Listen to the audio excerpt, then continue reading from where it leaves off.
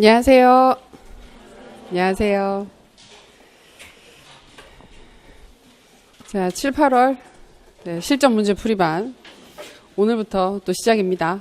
벌써 7월이죠. 그래서 날씨도 딱 7월 시작하는 거 맞춰서 장마도 오고 태풍도 오고 해서 진짜 이제 여름이잖아요. 여름 같은 날이잖아요. 그러다 보니까 이제 여름 오면서 공부 이렇게 또 열심히 해야 되는, 새롭게 시작해야 되는 시점이 확 느껴지는 그런 때죠. 그래서 다들 힘들지만 건강관리 잘 하시면서 7, 8월 공부 재밌게 해봐요. 자, 오늘 진행될 과정에 대해서 먼저 말씀을 드릴게요. 오늘 받으신 자료가 하나가 연간계획서 있는 자료 하나 있을 거고요. 그 다음에 2018년도 5급 2차 시험 풀이 자료 하나 있을 거고요. 상담 카드 있습니다. 그죠? 요 상담 카드는 제가 올해 강의에서 상담 카드 써서 냈던 선생님들은 안 내셔도 됩니다. 안 내셔도 되고, 지금 7, 8월 강의를 올해 강의에 처음으로 들으시는 쌤들, 직강을 처음으로 들으시는 쌤들은 여기에다가 기본 정보를 써서 제출해 주시면 나중에 상담 진행하거나 할 때 확인을 해서 같이 쓸 거예요. 다른 것들보다 뭐 확인 가능하긴 하지만 다른 방법도 있긴 하지만 요거 상담 카드 써서 내실 때 요 전화번호 있잖아요. 전화번호는 꼭 써서 주셔야 중간에 이렇게 연락하거나 할 때 빠르게 진행될 수 있으니까 상담 카드는 그렇게 하시면 되고, 아래쪽에 있는 상담 기록 부분은 쌤들이 쓰고 싶은 거 있으면 써주셔도 되는데 보통은 제가 쓰는 공간입니다. 그래서 미리 써서 내셔도 상관없어요. 하고 싶은 얘기 있으시거나 하시면 여기 써서 내셔도 되긴 하는데, 이제 그렇지 않은 경우는 제가 주로 쓰게 될 예정입니다. 자, 상담 카드는 그렇고 지금 연간 계획서 있는 자료 같이 확인을 좀 할게요. 그러니까 오늘 강의는 전체적으로 구성이 크게 구성 자체가 첫 번째 시간에는 강의의 구성, 강의 안내, 대략적인 흐름 정리하는 거 강의 안내 할 거고요. 그리고 첫 번째 시간에 그거 할 거예요. 진단평가 있어요. 진단평가 있어서 보통 이제 무슨 평가하면 다들 이렇게 귀가 쫑긋 들면서 아니 무슨 첫날부터 평가냐. 그러면요. 평가는 언제 해야 됩니까? 우리가 진단평가는 처음에 하는 거고, 형성평가는 중간중간에 하는 거고, 총괄평가는 마지막에 하는 거라고 배웠잖아요. 그래서 저희가 시작하는 시점에 진단평가를 첫 시간에 볼 거고, 두 번째 시간에는 진단평가 풀이 간단하게 할 거예요. 되게 많지는 않은데, 그래서 기본적인 사항들 확인해야 되니까 진단평가 풀이 할 거고, 그리고 이제 거기에 이어가지고 세 번째, 네 번째 시간에는 교재 진도 나갈 예정입니다.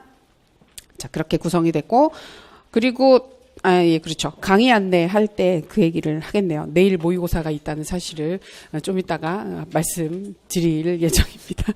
지금 얘기했죠. 내일 모의고사 있어요.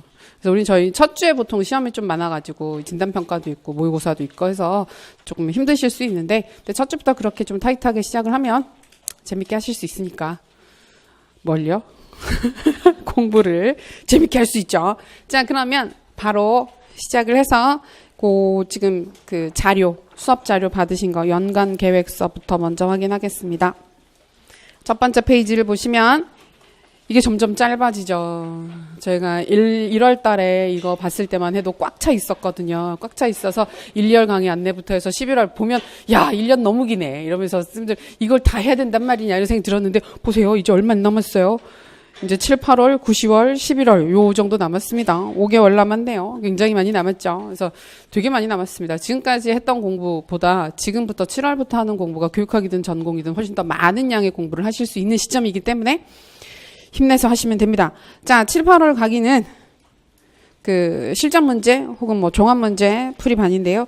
핵심은 교재 진도 나가면서 문제 푸는 거예요. 그래서 5, 6월 달에는 객관식 기출이 포함이 되면서 좀 양이 좀 많았는데 7, 8월부터는 객관식 기출이 빠지면서 서술형 예상 문제 중심으로 문제를 풀게 될 겁니다. 그래서 예습하실 때도 부담이 좀 적을 거고, 복습하실 때도 부담이 5, 6월보다 또 더 적을 거예요. 부담 자체가 적기 때문에 시간 배분이나 복습의 양, 그다음에 복습을 하실 때 그 본 수업에 대한 공부를 하는 부분이랑 그다음에 그것과 상관없이 내가 교육학 진도 나가면서 이론 확인해 두는 부분들 그런 그 비율도 잘 잡으셔야 되고 그다음에 이제 어느 정도 공부가 됐다. 오늘 진단 평가 보면 약간 그걸 좀 판단을 하실 수 있는데 스스로 판단하실 수 있는데 교육학 공부 자체가 큰 무리 없이 진행이 되고 계신다 싶으시면 전체적인 공부 시간이나 공부 비율 자체도 전공이랑 조금은 조절을 하실 필요도 있습니다. 있는 시점이기 때문에 그런 것들도 좀 말씀을 드릴게요.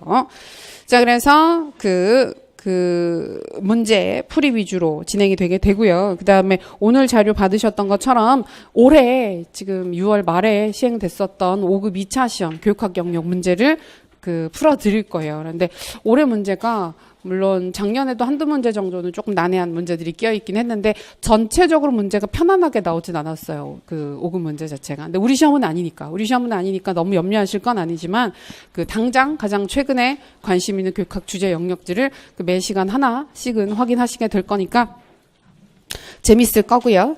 그다음에 모의고사는 2주에 한 번씩 있습니다. 보통 화요일 날 보게 되고 이제 내일을 시작으로 해서 첫 주차부터 시작해서 모의고사가 총 4번 진행이 되고 그 모의고사에 대한 개별 첨삭은 그 모의고사를 본 그 다음 주에 쌤들 받으실 수 있습니다. 자, 이 모의고사 같은 경우에는 그 인강도 마찬가지죠. 인강도 마찬가지로 똑같이 진행이 되는데 거기 첨삭 일정 있잖아요. 첨삭 일정에 맞춰서 그 자료를 올려주시면 거기에 대해서 또 첨삭을 진행을 해서 드릴 예정입니다. 그리고 저희 티치스파, 제가 인강 들을 때 티치스파로 들어가게 되는데, 티치스파의 첨삭 게시판을 활용을 해서 올려주시면 되거든요. 인강쌤들 같은 경우에는. 근데 그 첨삭 게시판 자체가 약간 여러 가지 특성이라면 특성이고 한계라면 한계인데 되게 독특한 게시판이죠. 독특한 게시판이라서 여러 가지 제한 조건들이 굉장히 많습니다. 조건들이 많아서 그 조건들을 제대로 지켜서 올려주지 않으시면 첨삭이나 확인에 어려움이 있으니까 좀 잘 지켜서 올려주세요. 인강쌤들 같은 경우. 그래서 올려주실 때도 그럼 저희가 올릴 수 있는 파일 자체가 JPG는 안 되죠. 그림 파일이 안 되고 한글이나 PDF가 가능한데 저희가 보통 답안을 써서 답안을 올리시게 되면 한 페이지로 잘 안 끝나요. 2페이지 정도로 이어서 쓰시게 되면 그 2페이지의 답안을 각각 개별적인 JPG로 올리시게 되면 그걸 확인할 수가 없어요. 한 페이지밖에 안 보여요. 그렇기 때문에 그걸 꼭 연결된 한글 문서든 PDF 파일로든 만들어서 올려주시고 그다음에 게시판이 여러 개가 있는데 그 여러 게시판에 쪼개서 파일을 올리시면 정말 확인하기가 힘듭니다. 그러니까 첫 번째 게시판에 지금 직강쌤들은 잘 모르실 텐데 인강쌤들은 아마 잘 아실 거예요. 첫 번째 게시판에 첫 번째 페이지 올리시고 두 번째 게시판에 두 번째 페이지 올리시고 이런 식으로 올리시면 정말 확인하기가 힘들기 때문에 절대로 그렇게 쪼개서 올리지 마시고 한 게시판에 올려주시고 그다음에 여러 개 올리시면 그것 때문에 또 확인이 안 되는 경우들이 있기 때문에 한 개만 올려주시면 되겠습니다. 자, 그렇게 해서 첨삭은 모의고사와 그렇게 진행이 될 예정입니다. 그리고 직강 쌤들 같은 경우에는 원하시는 쌤들 같은 경우에는 상담 진행합니다. 그래서 좀 이따가 상담 시간표 돌릴 텐데 작성해서 주시면 되고요. 그리고 또 직강 같은 경우에는 스터디 원하시는 쌤들은 짜드립니다. 짜드리니까 그것도 좀 이따가 스터디 신청서 돌릴 거예요. 스터디는 필수는 아니고 상담도 마찬가지지만 스터디는 필수는 아니고 원하시는 선생님들이 하시면 되는데 신청을 하시면 되는데 그러니까 그거는 너무 고민 안 하셔도 돼요. 많은 쌤들이 스터디 신청하실 때 염려를 많이 하세요.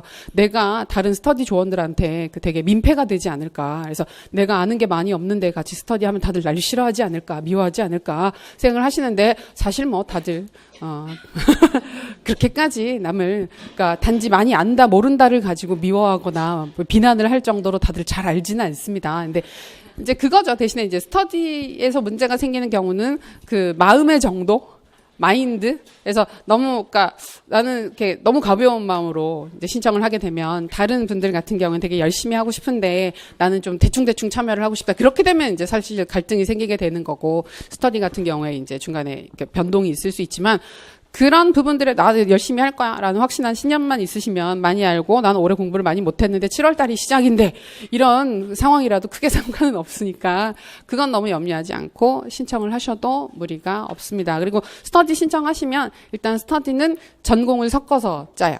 그러니까 같은 전공끼리 가급적 배정하지 않고 다른 전공끼리 섞어서 배정을 하게 되니까 교육학 공부하실 때는 타전공 쌤들하고 같이 하시는 게 좋아요. 전공은 어쩔 수 없이 같은 전공끼리 공부를 하지만 부담스럽잖아요. 사실은 제가 2차까지 생각을 하게 되면 혹시나 같은 지역에 그 원서를 쓰게 된다 그러면 좀 마음이 부담스럽잖아요. 근데 교육학 같은 경우에 섞어서 이제 타 전공끼리 같이 섞어서 공부를 하게 되면 의외로 의지도 되고 그다음에 어려운 부분들이나 힘든 부분들을 서로 사실은 좀 더 솔직하게 얘기를 할 수 있는 스터디도 가능합니다. 그렇기 때문에 스터디도 섞어서 짜서 알려드릴 예정입니다. 네, 그런 부분들이 구성이 되어 있고 저희 올해 쓰게 되는 7, 8월 문제집은 지금 많이들 가지고 계신 요 핑크색 교재 핑크색 맞죠? 핑크색이라고 골랐는데 나중에 봤더니 약간 핑크색은 아니고 뭐라고 해야 될까? 이 색은 연한 팥죽색이라고 해야 할까? 그래서 그렇죠. 되게 연하게 팥죽에 물을 많이 타면 이런 느낌이 나오지 않을까?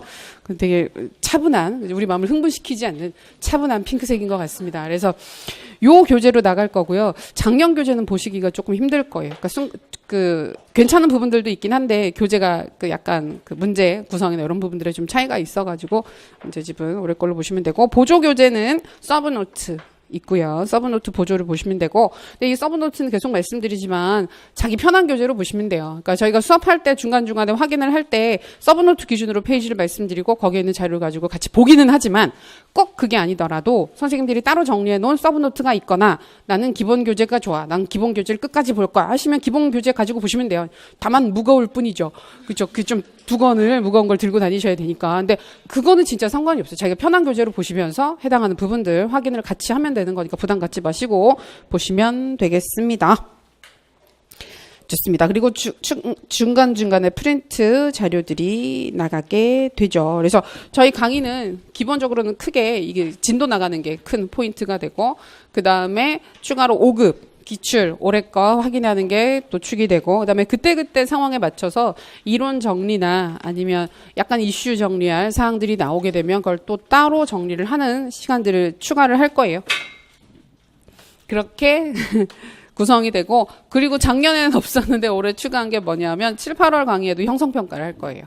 형성평가를 할 거라서 문제 개수가 되게 많지는 않을 텐데 그래도 이전 시간에 배웠던 내용들을 그 다음 시간 시작할 때 바로바로 확인을 하는 형성평가 같이 진행할 예정입니다. 작년에는 안 했어요. 5, 6월 달까지는 했는데 7, 8월부터는 알아서 하시지 않을까 해서 안 했는데 하려고요. 그래서 같이 확인하면 좋잖아요. 그래서 할 예정입니다.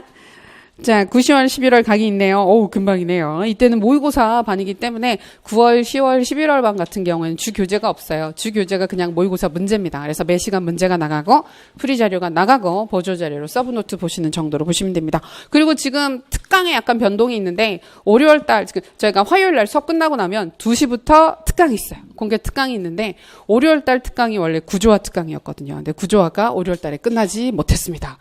끝나지 못해서 조금 더 이어서 한 2주 정도 구조화를 마저 할 거고 그리고 이어서 최근에 좀 문제라기보다는 관심을 가지게 되는 중요 교육 정책들이나 테마들 정리하는 특강 7, 8월에 진행을 합니다. 특강은 8월까지 있어요. 9월부터는 특강이 없어서 그것도 참고하시면 되겠습니다. 자, 다음 페이지 보시면 강의 계획서인데 별거 없죠. 모의고사 일정 알려드립니다. 내일 1회 모의고사 2주 후 해서 총 4번 모의고사가 있고요. 다음 주부터 상담 희망자 써서 내신 경우 시간 짜가지고 상담 실시합니다. 자, 그리고 많이들 궁금해하시는 건 휴강 계획이 있느냐. 7, 8월 중에는 휴강 계획이 없습니다. 휴강 계획 없이 8주 쭉 이어서 수업을 할 예정이니까 혹시 어디 여행 가시거나 아니면 이렇게 잠깐 나는 쉬겠어 하신 쌤들은 참고하셔서 휴강 계획은 없다. 근데 그거는 지금 확실하진 않은데 7, 8월 강의가 끝나고 나면 한 주 쉴 수 있을지도 몰라요. 근데 그거는 후반부에 확정이 되면 한번 말씀드리겠습니다. 그 정도입니다. 자, 그리고 지금 보시면 3페이지에 교육학 공부 가이드 나와 있네요. 자, 우리가 이 시점에 뭘 해야 되느냐. 자, 첫 번째 제일 중요한 거 현재 상태를 정확하게 파악할 것. 가장 중요합니다. 그래야 앞으로 내가 뭘 어떻게 해야 되는지 알죠. 막연하게 너무 못한다고 생각하는 것도 문제가 있고요. 왜냐하면 비중의 문제가 생겨요. 교육학이 괜찮은데, 교육학 공부가 괜찮은 상황인데 파악을 잘못하고 난 교육학이 문제야. 그리고 사실은 7, 8월부터는 전공 공부에 굉장히 힘을 많이 쏟으셔야 되는 시점이거든요. 근데 그런 부분들에 대한 판단이 잘못되시게 되면 계획이 잘못될 수도 있으니까 교육학 상황이 어떤지 명확하게 파악하셔야 합니다. 그러기 위해서 우리가 첫날 진단평가를 보는 거고요. 그러기 위해서 첫 주에 바로 모의고사를 보는 겁니다. 그래서 그 2주차쯤 되면 대략적으로 내가 교육학 어느 정도 어떤 준비 상태인지를 확인할 수 있는 시점이 되도록. 자, 그래서 이론 정리사항을 파악하셔야 되는데 요건 오늘 보시게 되는 진단평가를 가지고도 쉽게 확인하실 수 있습니다. 그래서 대략적으로 내가 암기가, 주요 사항에 대한 암기가 어느 정도 되어 있다 파악하시는 게 중요합니다. 어느 정도 돼야 될까요? 좀 이따가 진단평가 보시고 나서 말씀드리겠습니다. 진단평가 미리 또 말씀드리면 그 부담 때문에 첫 번째 초반에 문제 풀다가 기억이 안 나는데 큰일 났네 하고 부담을 느끼실 수 있으니까 오히려 이런 얘기가 더 부담스럽기도 하죠. 부담이 되게. 근데 편안하게 보세요. 진단평가는. 그래서 내가 어떤 부분에 어떻게 포인트를 둬야 되는지를 아시는 게 중요한 거니까. 자, 그래서 자신 있게 정리할 수 있는, 즉 암기가 충분히 되어 있는 영역과 그렇지 않은 영역을 명확하게 판단하셔야 됩니다. 그래서 지금부터는 꼭 순서대로 공부를 하지 않으시더라도 필요한 영역들, 약한 영역들 우선으로 계획을 잡아서 공부하시는 것도 굉장히 중요한 시점입니다. 그리고 논술, 서술 수준의 정확한 파악, 내가 지금 서술에 신경을 써야 되는 시점인 건지, 구성에 신경을 써야 되는 입장인 건지, 아니면 다른 그 무엇보다 이론의 암기에 초점을 맞춰야 되는 상황인 것인지, 이런 부분들을 판단하시기 위해서 내일 모의고사를 볼 예정입니다. 내일 모의고사는 전범입니다. 그리고 7, 8월 강의에서 보시게 되는 모의고사는 늘 전범입니다. 늘 전체 범위로 진행이 되기 때문에 그냥 편안하게 늘 공부하시면 되고, 그렇죠. 공부는 늘 편안하게 뭐가 나올지 모르니까 중요 영역들 위주로 해서 좀 확인을 하긴 할 텐데 이제 중간중간에 우리가 기본 영역들, 전반부 영역들도 확인을 할 거니까 편안하게 공부하시면 됩니다. 그리고 첫 번째 주 모의고사 같은 경우에는 뭐 그 이후에도 마찬가지긴 하지만 부담을 좀 많이 가지시는 경우들이 있어요. 그래서 진단평가의 성격을 가지고 시험을 보신다. 그러면 그냥 보시는 게 제일 의미가 있고요. 첫 주차 같은 경우에는 그렇지 않고 근데 나는 올해 7월이 처음 시작이다. 분명히 있어요. 지금은 다 아닌 척, 그러니까 열심히 했어. 라는 표정을 하고 앉아 계시지만, 분명히 이 중에도, 난 지금 시작을 했는데, 7월 달에 공부 시작했는데, 이 분위기는 뭐람? 이러면서 되게 불안한 마음으로 지금, 그 티는 못 내시지만 되게 가슴 두근두근 하면서 앉아 계시는 분들 분명히 있으시거든요. 그런 선생님들은 그냥 내일 시험을 보시면 안 됩니다. 왜냐하면 쓸 수 없으니까요. 그래서 그 종이를 보면서 옆에 쓴 사람들 보면서 자괴감을 느껴 이러면서 아무거나 쓸 수는 없잖아요. 자, 그런 경우에는 오늘 저한테 그 문자를 주셔야 됩니다. 문자를 주시면 제가 주제 영역을 알려드릴 거예요. 그래서 그 크게 알려드려요. 크게 알려드리면 그 영역 안에서 그 영역들을 주로 공부를 해서 오시면 내일 어느 정도 답안을 쓰실 수 있으니까. 근데 우리가 모의고사 쓸 때 제일 안 좋은 연습 방법이 뭐냐면 문제를 받고 문제와 관련된 책을 찾아가면서 쓰는 게 제일 안 좋아요. 그건 아무것도 안 돼요. 그냥 찾으시면서 찾아가면서 이거 어디 있었지? 책 펼쳐가지고 갑자기 그때 이해를 하잖아요. 무슨 말인지. 그래서 이런 말이 여기에 있었구나. 그래서 여기서 요거 하는 게 뭐지? 이렇게 막 찾아가지고 쓰시는 경우는 사실 1시간 안에 그걸 하시는 것도 너무 힘들고 시간 안에 다 쓰시는 것도 너무 힘들고 그때는 답을 찾아서 이걸 완성하는데 너무 급급하기 때문에 사실 공부가 별로 안 돼요. 외워지는 것도 아니고 정말 그냥 글 쓰는 연습 간단하게 하고 넘어가는 것밖에 안 되는데 시간이 너무 아깝잖아요. 정말 시간이 아까운 거잖아요. 그래서 내가 잘 못 쓸 것 같고 내가 공부가 충분히 안 되어 있다라고 느끼시는 경우에는 미리 물어보시는 게 훨씬 더 의미가 있어요. 공부를 하시고 쓰시면서 그게 내게 돼요. 그래서 공부를 할 때는 미심쩍었는데 나중에 답을 쓰시다 보면 그 내용 자체가 이게 이런 말이었구나. 그러니까 안 보고 쓰시니까. 안 보고 쓰시면서 깊은 수준으로 정보가 처리가 되면서 다음번에 인출을 해보면 훨씬 더 인출이 잘 됩니다. 그래서 그런 효과라도 있어야 되기 때문에 꼭 미리 확인을 하시고 물어보시고 진행을 하시면 더 좋겠습니다. 그래서 다들 알고 계시겠지만 전화번호 한 번 더 말씀드리면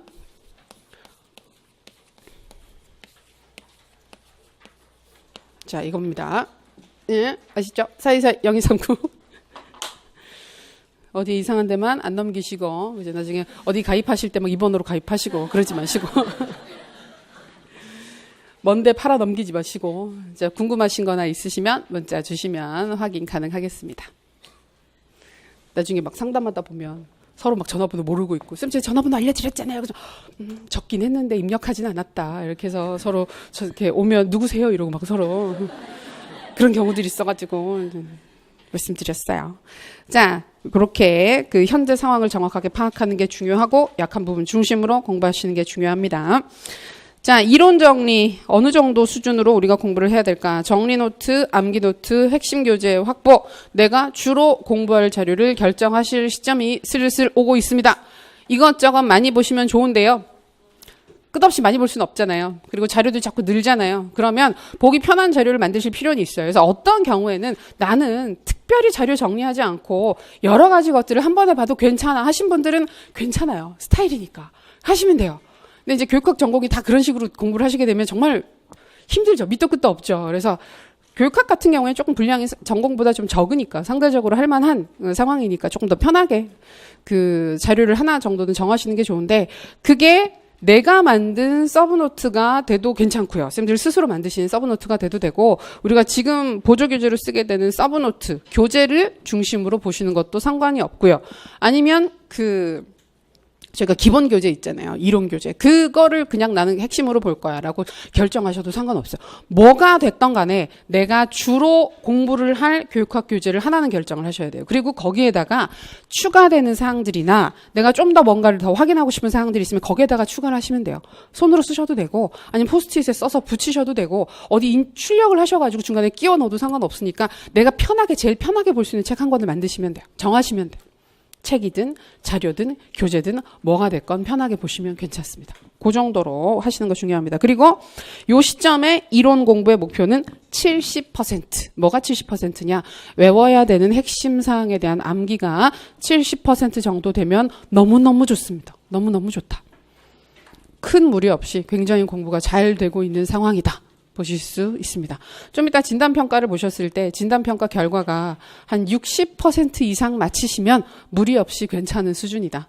뭐 특별히 막 이야 너무 잘하셨어요는 아니더라도 너무 잘하셨어요는 이제 뭐 90% 되면 좋지만 그 정도까지는 사실 좀 힘들긴 하고 60% 이상만 나와도 큰 무리 없이 지금까지 공부를 잘 하셨다. 앞으로 더 열심히 계속 꾸준히 챙겨 나가시면 된다. 그 정도 수준입니다. 자, 논술 쓰기 너무 많이 하실 필요 없고요. 2주일에 한 개 정도 완결된 형태의 논술 쓰면 됩니다. 우리가 그래서 2주에 하나씩 쓰고 있잖아요. 그래서 매주 하나씩 쓰신다는 분들도 있는데 그게 지금 시점에 그렇게까지 의미가 있을까?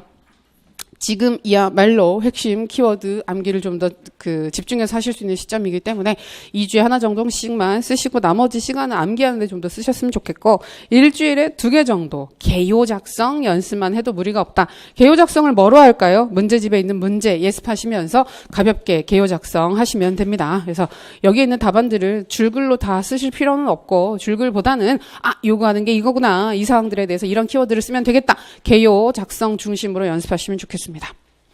자, 그리고 공부 시간에 대해서 조금 말씀드리는데 저희가 본 강의에서 1월 달부터 6월 달까지는 가급적이면 교육학을 공부하는 날과 전공을 공부하는 날을 분리해서 공부했으면 좋겠다라는 말씀을 많이 드렸었어요. 근데 이제 많이 물어보셨던 게 매일매일 조금씩 보는 게 더 효율적이지 않느냐라고 말씀하시는 분들도 있는데 드디어 그 시점이 왔습니다. 7월부터는 그게 가능합니다. 저희가 6월까지는 왜 자꾸 쪼개서 공부를 하라 그러면 절대적인 공부 양이 중요한 시점이기 때문에 쪼개서 공부를 하면 공부가 꾸준히 되는 건 맞아요. 그리고 간격 효과도 분명히 있어요. 심리학에서 나누어서 봤을 때 훨씬 더 오래 암기를 하는 거. 근데 절대적인 양이 부족해요. 그래서 그렇게 나누어서 보면 6월달 정도까지는 교육학도 전공도 충분한 양의 공부를 하지 못하는 경우들이 많아서 가급적 교육학은 교육학 수업을 듣는 그날 이틀 동안 전체를 교육학으로 돌리는 게 좋고 나머지 모든 날들은 쉬는 날이나 쉬는 시점을 빼고 나면 다 전공을 했으면 좋겠다 말씀드렸잖아요. 근데 이제 아까 말씀드렸던 것처럼 진단평가를 보고 나서 내가 어느 정도 교육학이 자리를 잡았다 싶으신 쌤들은 이제 시간을 바꾸셔야 됩니다. 바꾸셔서 월화에 집중적으로 공부를 하시는 게 아니고 다른 날로 분산을 시키면서 좀 더 전공에 많은 시간을 투자하셔야 하는 시점이 왔습니다. 그래서 교육학 암기가 한 60% 정도 됐다. 언저리로 됐다. 그 정도 암기가 됐다 하시는 분들은 가급적 공부 시간을 교육학은 수업 듣고 나서 바로 이어서 1시간에서 1시간 반 정도 복습하시는 걸로 끝 하시고 전공을 하세요. 그날도 가급적 전공을 하셨으면 좋겠어요. 그러고 나서 교육학은 끝이냐? 아니죠. 그렇지는 않습니다. 그렇진 않고 다른 날 오전 시간대에 가장 좋은 시간대는 8시 언저리부터 아침 8시 즈음부터 해서 10시 사이 그쵸. 8시 즈음부터 했으면 좋겠다라고 얘기를 했을 때 특히 인강쌤들은 가슴 덜컥 내려앉으면서 막 8시부터 공부를 시작할 수 있단 말이냐. 그 시점이면 나는 아직 하시는데 안 됩니다. 지금부터는 꼭 그 생체 리듬 자체를 좀 많이 바꿔주셔야 되기 때문에 우리가 시험을 9시부터 보잖아요. 실제 그 시험장에 가서 9시부터 시험을 보게 되고 시험 보는 날도 토요일이거든요. 토요일이라서 혹시 공부하는 일정에 토요일이 쉬는 날로 잡혀있는 쌤들은 무조건 바꾸셔야 됩니다.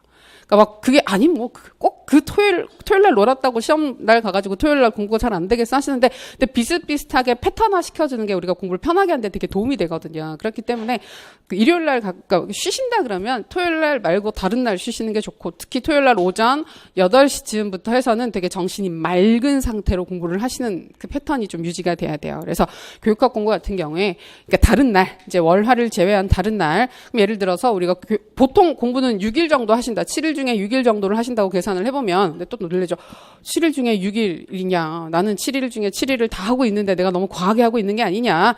예, 그렇죠. 과한 건 아니지만, 근데 쉬는 날은 좀 잡기는 하셔야 돼요. 그러니까 하루 전체를 다 비우지는 못하더라도 다른 날과 비교를 해서 어느 정도 확실히 내가 이 시점에는 좀 쉬어간다라는 느낌이 내 몸도 내 정신도 인지를 할 수 있는 수준으로 확실히 쉬어가는 타이밍이 있어야 병이 안 나고 몸과 마음에 병이 나지 않고 끝까지 갈 수 있습니다. 그래서 그러니까 그렇게 그 쉬는 날을 빼고 나서 잡아보게 되면 6일을 공부를 하시잖아요. 그럼 월화 이틀 같은 경우에는 이제 교육학 수업을 듣고 복습을 바로 했으니까 나머지 그럼 4일 중에서 3일 정도.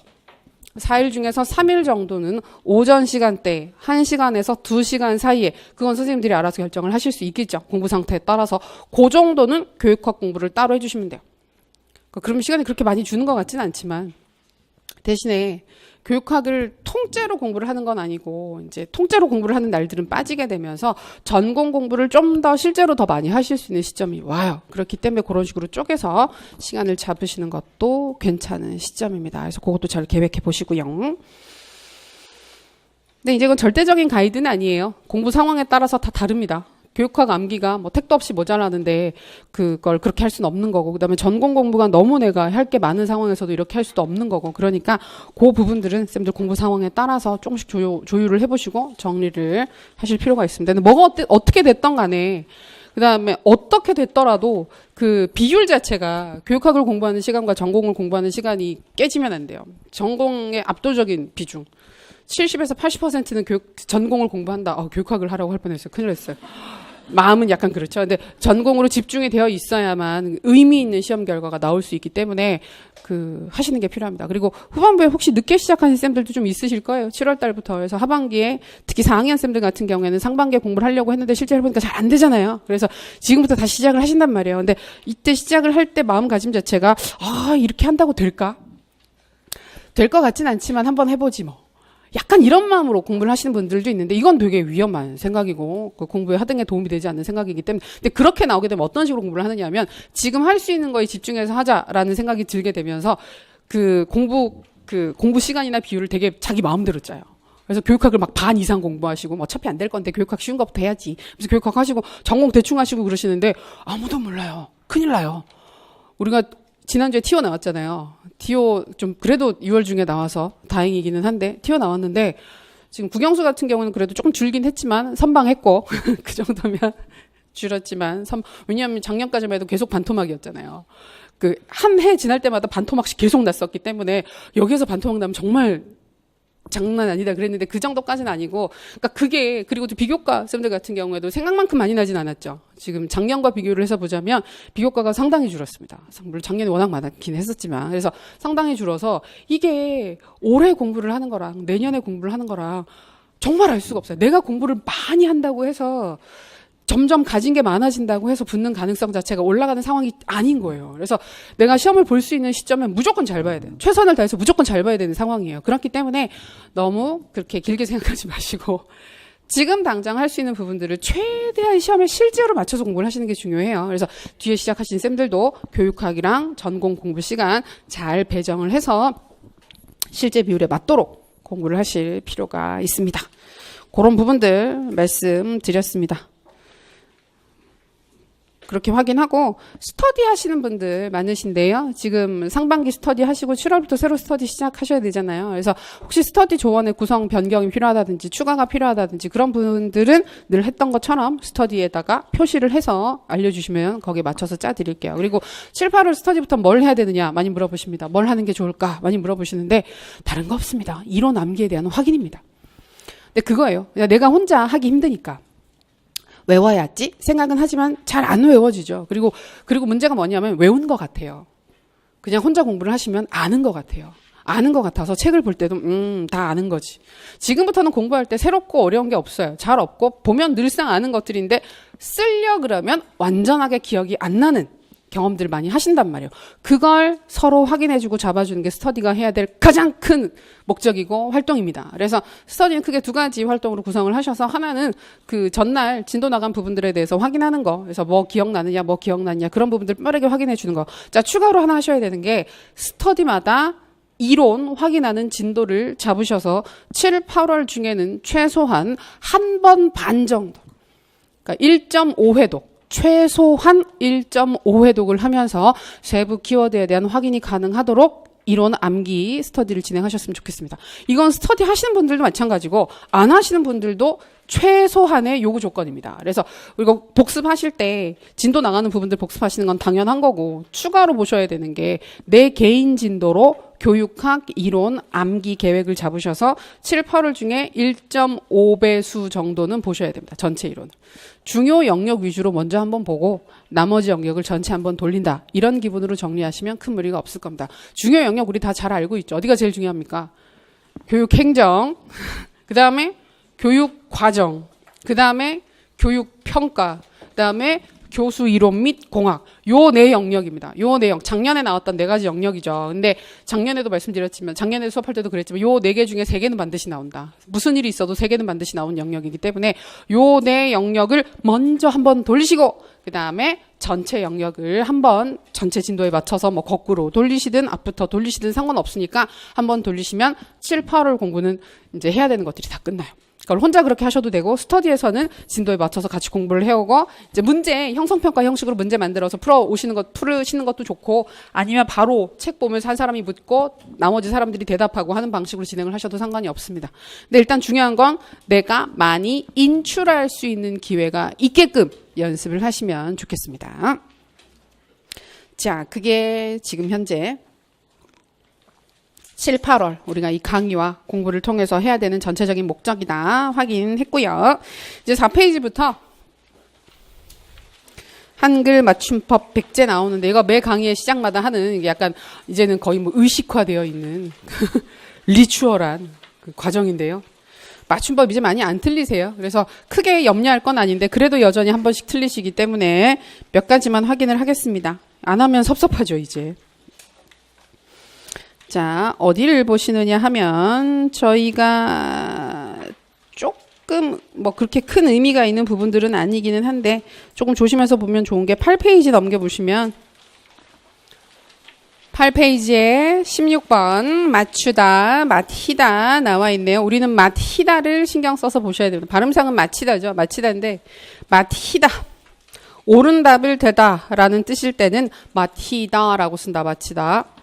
이거 되게 많이 틀려요. 되게 많이 틀려서 정답을 맞추다. 그럼 그냥 우리가 말을 할 때 그냥 맞추다 이렇게 하다 보니까 맞추다라고 많이 쓰게 되는데 우리가 그러니까 평가 영역에서 뭐 이렇게 정답을 맞췄다, 못 맞췄다 이런 표현을 쓰실 때 정답을 맞히다라고 쓴다라고 하는 거 그것만 기억하셔도 전혀 문제가 없고요. 9페이지에 있는 28번, 27번 9페이지 28, 27 로서 주구장창 헷갈리죠. 그래서 계속 말씀드립니다만 진짜 안 쓰셨으면 좋겠어요. 로서는 정말 이거 아니면 문장이 표현이 안 된다 하는 상황이 아니면 가급적 안 쓰시는 게 안전하지 않나. 쓰는 사람이 정확하게 알고 쓰더라도 채점하는 사람이 순간 헷갈림이 이상하게 보이게 되는 용어가 로서이기 때문에 조금 조심하시면 좋겠습니다. 맞춤법을 우리 시험에서 볼까요? 맞춤법을 보는 부분이 20점 중에서 1점이 들어가 있어요. 1점이 들어가 있긴 한데 되게 큰 부분은 아니고 많이 깎는 것 같진 않아요. 실제로도 많이 깎는 것 같진 않은데 글의 인상에 영향을 주는 건 맞아요. 한두 개 틀리는 건 괜찮아요. 한두 개 틀린 건 괜찮은데 기본적인 사항들을 반복적으로 틀린다. 그러면 채점에 글의 전체적인 인상에 영향을 줄 수 있으니까 조금 조심하시면 좋겠습니다. 로서로서 우리가 구분을 할 때, 자, 로서, 가에 나와 있는 로서 보시면 보통 자격, 어떤 자격. 그래서 보통 로서 이야기를 할 때는 앞에 사람이 오는 경우들이 많다 얘기하죠. 그다음에 두 번째 로서 같은 경우에는 수단이나 도구다. 무엇을 가지고 무엇을 한다라는 의미를 가지고 있을 때 로서를 쓰게 되기 때문에 보통 앞에 사람이 오지 않는다. 물체들이 오는 경우들이 많다라는 얘기를 하죠. 근데 그것만으로 깔끔하게 구분이 안 되기 때문에 의미를 파악하셔서 이게 지금 자격을 얘기를 하는 건지 무엇을 가지고라는 수단이나 도구의 의미로 쓰이고 있는 것인지를 확인을 해서 접근하실 필요가 있겠습니다. 사례를 보시면 로서, 교육자로서 일생을 보낸다. 발음상은 크게 차이가 없습니다. 교사로서 훌륭한 행동을 했다. 학생으로서 해서는 안 될 일을 했다. 이런 식의 표현을 쓸 때 로서를 쓰게 되는 거고, 로서 같은 경우는 사례를 보십시오. 도끼로서 나무를 찍다. 칼로서 과일을 깎다. 수단이나 도구가 들어가 있죠. 근데 이런 경우에는 뒤에 써를 빼도 말이 됩니다. 도끼로 나무를 찍다. 칼로 과일을 깎다. 그래서 써를 뺐는데 말이 되면 써를 빼세요. 그러면 거의 틀리지 않고 안전하게 가실 수 있습니다. 그것이 확장된 게 27번에 나와 있는 함으로써, 그 다음에 함으로 라고 하는 게 나오는데, 받침이 살아있는 뭐뭐로써, 함으로써는 이것 자체가 이제 그걸 수단이나 도구라는 뜻이 되어 있는 거예요. 무엇을 하는 것을 통해서 라는 의미가 되는 것이고, 함으로 이런 식으로 받침을 풀어서 쓰는 건 이유를 얘기를 하는 겁니다. 뭐뭐 하기 때문에 뭐뭐 한다 라는 얘기를 하는 거죠. 가의 사례를 보시면 그는 열심히 공부함으로써 부모님의 은혜에 보답하고자 한다. 공부하는 것을 수단이나 도구로 해서 부모님의 은혜에 보답을 하려고 한다는 거죠. 수단이나 도구의 의미가 들어가 있는 거고, 나를 보시면 그는 부지런함으로 잘 산다. 부지런하기 때문에 잘 산다는 얘기죠. 근데 방금도 말씀드렸지만 우리나라 말은 풀어 쓸 수 있는 여지가 있기 때문에 부지런함으로 잘 산다? 함으로인가? 헷갈리시면 부지런하기 때문에 잘 산다라고 쓰시면 돼요. 그렇잖아요. 굳이 헷갈리는 그걸 쓰실 이유가 없어요.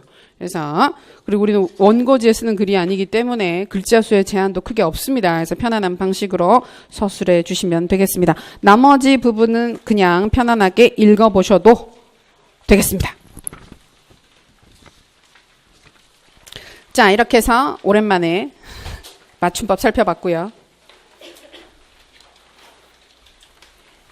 마지막 페이지 논술 쓰기의 기본 나와 있습니다. 5, 6월 강의에서도 마지막 후반부에 개요 작성하는 거 한번 정리하고 넘어갔었는데, 또 이제 친숙하시겠지만, 5, 6월 강의 들으셨던 쌤들은 굉장히 친숙하시겠지만 혹시 몰라서 가볍게 훑고 지나갑니다. 서론 쓸 때 많이들 힘들어하시죠. 서론은 뭘 쓰는 겁니까? 문제를 제기하는 거예요. 그래서 그래서 무슨 이야기를 왜 하는지에 대해서 명확하게 제시를 해주는 게 서론의 역할입니다. 그걸 인지하고 쓰셔야 돼요. 그러니까 내가 앞으로 이런 이야기 할 거예요. 근데 이런 이야기를 할 거예요. 그럼 다짜고짜 하는 거잖아요. 왜 이 이야기를 해야 되는지에 대해서 먼저 얘기를 해주고, 자, 서론에서는 써야 되는 게 크게 두 가지다. 주제, 논의의 필요성, 그다음에 구체적 문제 제시. 그런 질문을 가끔들 많이 하세요. 무엇에 대해서 살펴보겠다. 무엇에 대해서 알아보도록 하겠다. 무엇을 서술할 것이다. 이런 식으로 직접적으로 주제를 언급하는 게 괜찮으냐. 글이 너무 단순해 보이지 않느냐라고 말씀을 하시는데, 우리가 되게 긴 글을 쓰면 이렇게도 풀어 쓰고 저렇게도 풀어 쓰면서 그 뉘앙스 가지고 의미를 풀어서 우리가 확인을 할 수도 있을 텐데, 우리는 실제로 되게 짧은 글을 써요. 이걸 원고지가 아니라 컴퓨터 워드 작업으로 옮겨보게 되면 한 페이지가 채 안 되죠. 되면 안 돼요. 한 페이지가 가득되면 양이 너무 많아요. 그래서 반을 조금 넘는 한 3분의 2 언저리 정도밖에 안 되는 글인데, 거기에서 서론에서 그렇게 모호하게 불확실하게 글을 풀어 쓰시게 되면 이 글이 도대체 무엇을 이야기를 하려고 하는 것인지가 명확하게 와닿지가 않습니다. 그래서 무엇에 대해서 얘기를 하겠다, 살펴보겠다, 알아보겠다, 논의하겠다라고 글을 쓰는 게 괜찮아요. 구체적인 문제 제시를 하시는 게 오히려 더 필요해요. 그래서 가끔 보면 되게 모호하게, 그러니까 무엇에 대해서 얘기를 하려고 하는지 모르고 그냥 주제에 대한 그 타당화만 두루뭉실하게 하고 글을 바로 시작하시는 경우들이 있는데, 그것보다는 그런 문제의식에서 이런 저런 것들을 확인하겠다고 명확하게 짚어주시는 게 중요합니다. 그 전에 주제 논의의 필요성은, 지금 현재 우리가 그 쓰고 있는 논술문 같은 경우에는 문제가 주제를 주죠. 무엇을 주제로 뭘 써라 이런 식으로 구체적으로 제시를 해주죠. 그러면 그 주제의 중요성과 필요성과 우리가 왜 이 주제에 대해서 지금 이야기를 해야 되는지에 대한 주제에 대한 타당화를 하고 서론을 시작하시면 됩니다. 괜찮아요? 그죠? 지금 얘기하는 건 가볍게 받아들이시고 내일 논술 쓰시다 보면 머리로는 알겠는데 그죠? 내 손이 써지지 않는구나 느끼시면서 연습하셔야 됩니다. 지금부터는 그것도 좀 신경 써서 하셔야 되는 시점이에요. 자, 그 다음에 본문 쓰실 때 한 문단, 하나의 주장과 이야기를 한다. 배점 단위가 보통 4개로 구성이 되어 있습니다. 그럼 그 배점 단위 하나가 본문의 개별 단락이 되어야 됩니다. 본문의 한 단락을 전체 한 단락으로 쓰시면 안 되고 반드시 쪼개셔야 됩니다. 왜? 한 단락으로 쓰면 감점을 하나요? 감점을 하지 않아요. 감점을 하지 않는데 채점자가 잘 못 찾아요. 어디가 지금 어디부터가 한 단락이고 어디부터가 한 단락인지를 하나하나 보면서 살펴야 되기 때문에 채점 요소 자체를 실수를 해서 잘못 찾을 가능성이 되게 높습니다. 그렇기 때문에 반드시 단락을 쪼개주는 겁니다. 네 단락으로 보통 구성을 하죠. 몰라요. 혹시 문제가 5개가 나오면 5단락으로 쪼개야 되는데 지금 몇 년째 계속 4가지 항목들만 물어보고 있기 때문에 4단락으로 쪼개시면 됩니다. 문단은 2갈식으로 구성한다는 얘기 있는데 완전히 2갈식으로 되지 않더라도 가급적이면 그 문제에서 요구하는 사항들이 후반부에 나오는 것보다는 전반부에 빠르게 확인이 되는 게 좋습니다. 빨리 보이는 게 좋습니다. 그 다음에 4번째, 문장을 짧고 간결하고 구체적으로 작성한다. 글에 힘을 빼고 쓰셔야 합니다. 되게 중요합니다. 글에 힘을 빼시는 거. 너무 잘 쓰려고 하시면 안 돼요. 너무 잘 쓰려고 하시면 반드시 잘 안 돼요. 왜냐면 우리가 평소에 이런 글을 잘 안 쓰죠. 즐겨 쓰지 않잖아요. 즐겨 쓰지 않기 때문에 안 익숙하거든요. 근데 안 익숙한 건데 너무 잘 쓰려고 힘이 들어가게 되면 반드시 이상한 글이 나오게 돼 있어요. 주어 서술어가 불일치하거나 한 번 읽었을 때 무슨 말인지 모를 글들을 쓰시게 돼요. 이게 제일 안 좋은 글이에요. 가끔 어떤 쌤들은 글을 단순하게 쓰면 초등학생이 쓴 것 같아요. 중학생이 쓴 것 같아서 너무 유치해요 하시는데 채점자들은 그런 글들을 오히려 선호합니다. 그러니까 약간 유치하다고 느끼실 수도 있는데 단순하고 명확하게 쓰시는 글이 좋은 글입니다. 길고 장황하게 쓰시는 건 나쁜 글입니다. 진짜. 그러니까 우리가 글 잘 쓰는 사람들 보면 그러니까 그런 영역마다 좀 차이가 있긴 한데 소위 말해서 그 글로 먹고 사시는 분들 쓴 그 평론이라든지 이런 걸 읽어보면 한 번 읽었을 때 무슨 말인지 모르겠고 2번, 3번, 4번 읽어도 잘 모르는 모호한 글들이 있죠. 그런 글들은 원래 되게 못 쓴 글들이에요. 못 쓴 글들이고 그 글 잘 쓰시는 분들이 보시게 되면 자기가 정확하게 모르기 때문에 오히려 그런 부분들을 숨기기 위해서 비틀어가지고 꼬아가지고 쓴 글이라고 되게 안 좋게 얘기를 하잖아요. 근데 그런 글들이 멋진 글이 아니고 잘 쓴 글이 아니에요. 한 번 읽었을 때 무슨 말인지 확 와닿는 글이 훨씬 더 좋은 글이거든요. 그러니까 서술에 대한 부담은 버리시고 내가 알고 있는 부분들을 명확하게 전달한다라는 기분으로 편안하게 쓰십시오. 특히 글을 많이 안 써보시고 나는 글 쓰는 거 별로 안 좋아해요. 난 어렸을 때부터 책 별로 안 읽었어요. 하시는 분들은 더 편안하게 쓰셔야 돼요. 그러니까 그런 분들은 조금만 잘못 들어가면 정말 무슨 말인지 모를 글을 써요. 채점자가 파악을 하기가 힘들어요. 그러니까 그러지 마시고 편안하게 쓰시는 게 중요합니다. 자, 결론. 본론에서 다룬 개념을 요약한다. 재현하는 것으로 마무리를 한다. 요약은 너무 길지 않게. 그래서 서론은 우리가 얼마나 써야 되느냐 얘기를 했을 때 우리가 가이드가 있잖아요. 선 가이드가 5줄씩 딱딱딱 끊어져 있는데 5줄 언저리로 쓰시면 돼요. 근데 서론은 5줄 넘어가면 좀 길어요. 그래서 3-4줄 정도 쓰시면 깔끔해요. 많이 쓰셔도 5줄 넘지 않도록. 근데 결론 같은 경우에 가끔 보면 되게 길게 쓰시는 분들이 있어요. 10줄 가까이. 한 단락 이상 쓰시는데 그건 조금 문제가 있습니다. 좀 줄이셔야 됩니다. 결론도 마찬가지로 5줄 안쪽으로 가급적 서술이 될 수 있도록 서술하시면 좋겠습니다. 분량은 크게 상관이 없는데 우리가 서결이 길어지게 되면 본문에서 써야 되는 얘기들을 끌어다가 쓰시는 경우들이 많고 중언부언하는 경우들이 많아요. 그래서 굳이 그럴 필요가 없다. 좀 편안하게 서술하시면 되겠습니다. 괜찮으시죠? 크게 힘들지 않으시죠? 첫날 첫 시간인데 벌써 졸리진 않으시죠? 근데 저는 지금 몇 분을 곳곳에서 발견했습니다. 졸고 계신 선생님들이 오늘 날씨가 안 좋아서 비가 와서 좀 그러긴 할 텐데 힘드시죠? 자, 그러면 지금 진단평가를 봐야 되는데 시간이 굉장히 어정쩡하게 애매하게 끝났습니다. 지금 시작을 하면 11시까지 못 쉬세요. 그래서 5분만 쉬고 애매하지만 시작이 좀 애매하긴 하지만 5, 6월 달에 제가 그 쉬는 타이밍을 놓쳐가지고 많은 선생님들이 고통스러워하셨던 경우들이 많았기 때문에 지금부터는 그런 일이 없도록 5분만 쉬었다가 바로 이어서 하겠습니다.